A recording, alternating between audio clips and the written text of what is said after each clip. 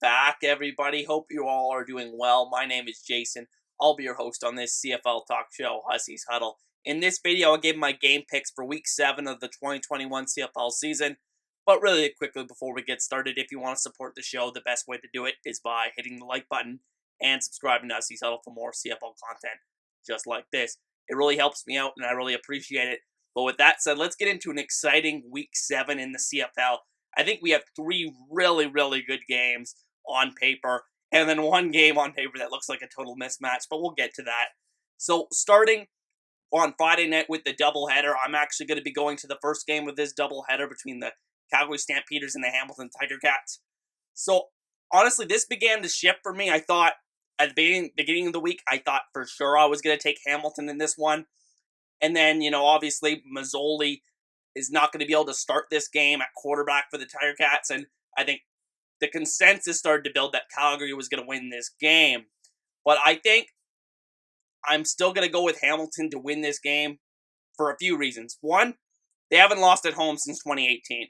It's a big home field advantage in the CFL. They're an okay road team, but at home, they're really a special team. And I think defensively, they're completely healthy. On offense, they still have a bunch of injuries. The offensive line's a question. They're starting the third-string quarterback. But let's not forget that Calgary's offense hasn't looked great either. Bo Levi Mitchell has not looked like his usual self so far this season. And I think Hamilton's defense gets a couple turnovers, keeps the score low enough that this offense produces enough offense to win this game. This is just kind of a gut feel for me, but I think everybody's going with Calgary in this one, including all of the experts on CFL.ca. But if you look at their records this season, pretty terrible. So I'm going with Hamilton to win this game, just kind of a gut feel. But I think it's going to be a really great game. And then the other part of the Friday night doubleheader, Toronto going to Saskatchewan. And as I said before, Saskatchewan really needs to make these home games count. They have only like 2 of them left after this one. And against Toronto in this one, they really need to come out and make a statement that those 2 games against Winnipeg, they're just a blip on the radar. And Toronto, I think they're really starting to try to make a statement themselves too.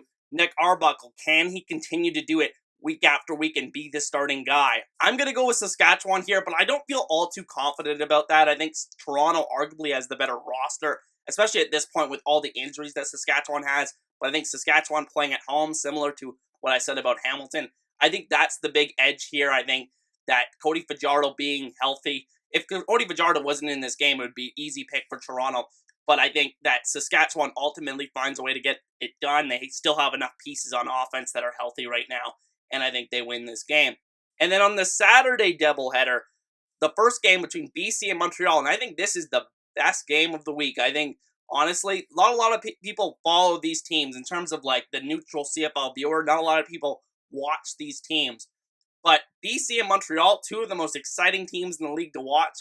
And I think this matchup is very interesting. I think we could see a high-scoring affair here. I'm actually going to go with BC to win this game. I think ultimately they have the better quarterback. Even though I do really like Vernon Adams, I think Mike Riley is actually playing at a super high level so far this season. Those receivers, it just seems like that offense is finally finding their groove. Even though 2 of their wins have come against Ottawa, I still think that this team is incredibly talented on the offensive side of the ball, especially on the perimeter.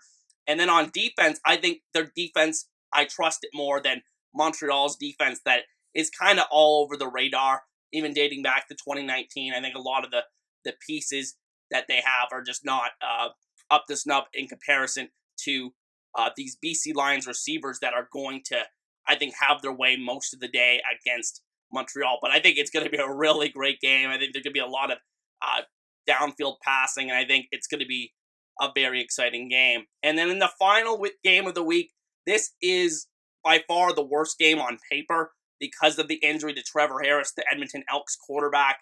We're going to be out for 6 weeks, apparently.